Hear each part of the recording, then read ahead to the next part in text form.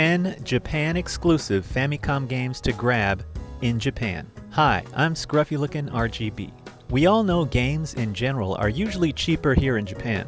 I often get the question, what are good games to pick up for the Famicom that are also English friendly? So in today's video, I hope to give a good list of games that will get your Famicom collection started, especially if you happen to be visiting Japan and are not sure where to start. Today, we'll scour Akihabara in search of 10 Japan-exclusive Famicom games. So without further ado, let's get scruffy looking.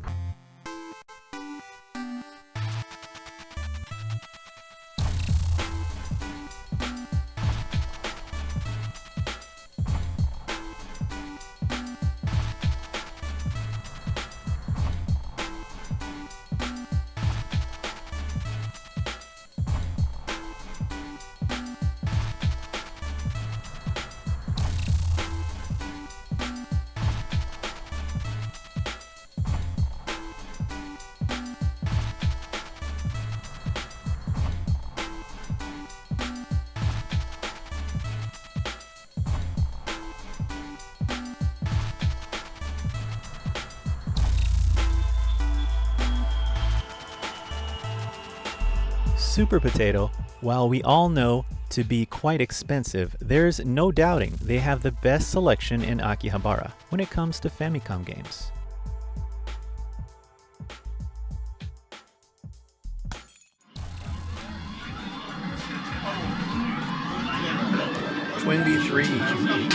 Boko Boko Daimao is one of the great pickups for the Famicom. Definitely worthy of one of the top spots. Japan exclusive. Everything you love about Twin B times 3. Back in 1989, this came to the square, and this one is heavily scruffy looking. But for 2,068 yen, it's not a bad price. They do have quite a few here. I'm always partial to the Twin B series, so Twin B3, definitely one that did not come out in North America.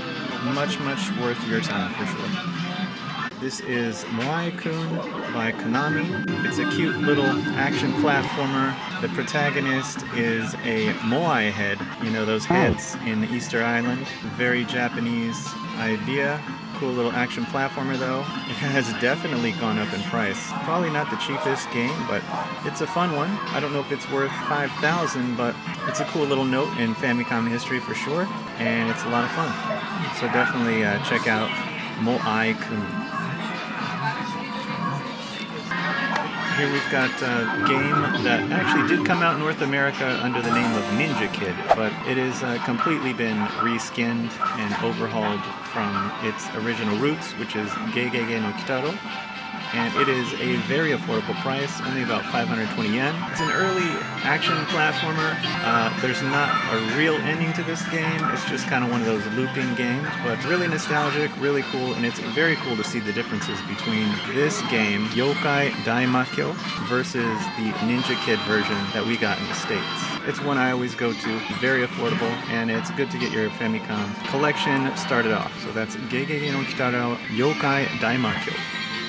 Another interesting bit of Famicom history here. We have Lucasfilm Games Ball Blazer, a very early Lucasfilm game here on the Famicom.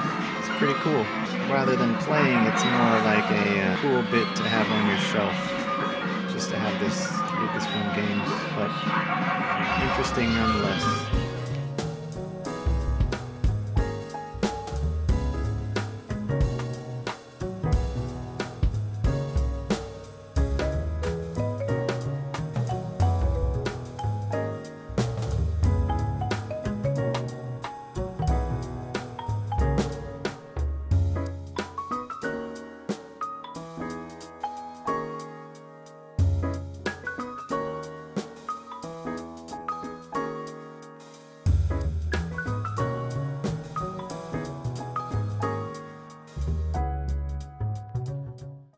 Getsu Fumaden by Konami. This is a really fun action platformer. It's got dungeon crawler elements. It's also similar to Zelda and Akumajo Densetsu. It's a really great pickup, exclusive on the Famicom. Has beautiful artwork. If you can ever pick up the complete box edition, it's well worth picking up for your Famicom.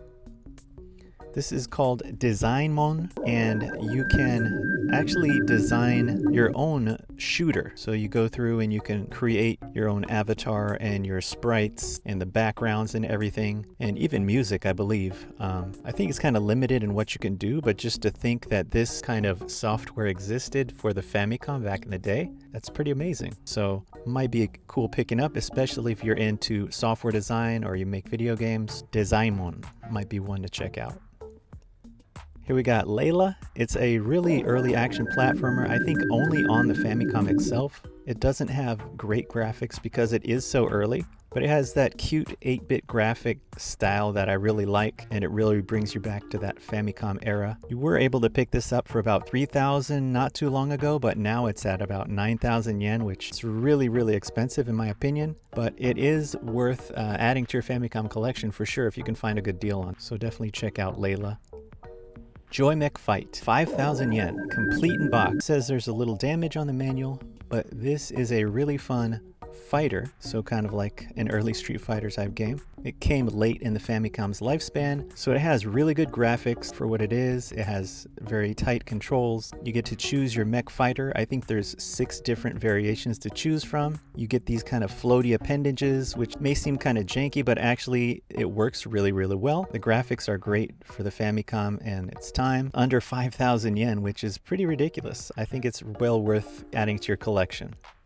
Splatterhouse 1-Pack Graffiti. This is also only on the Famicom in Japan, and it's 10,800 yen. I think that's average as for what it goes for. It has a beautiful clamshell box, gonna stay pristine in there for all time because plastic never goes bad, but it has great graphics. It's not super difficult game. The game design and characters are designed really cute. It's really a lot of fun, and it's one that's worth putting into your collection for sure.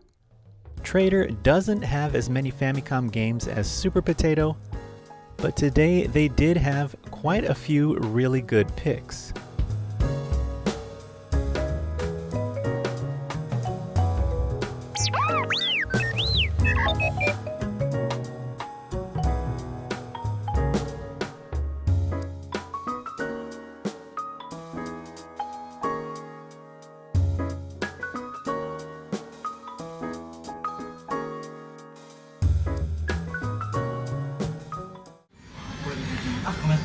Some really good shooters here.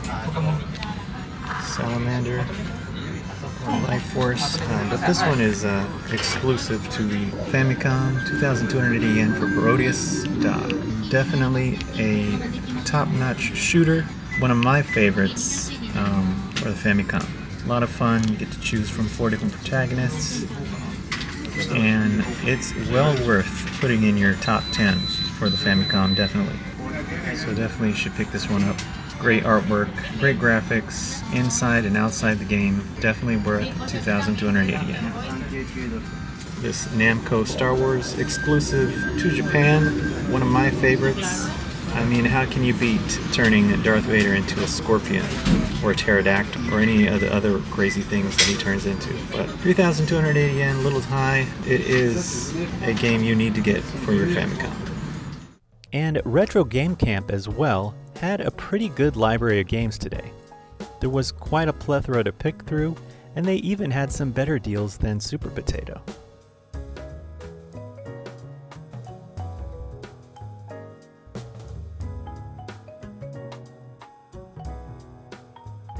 While prices are on the rise, especially in Akihabara, we were able to find 10 great Japan-exclusive Famicom games here in Akihabara. If you plan to visit Akihabara, let me know about it down in the comments. Or if you already own any of these games, let me know what you think. Did I leave a hidden gem off my list?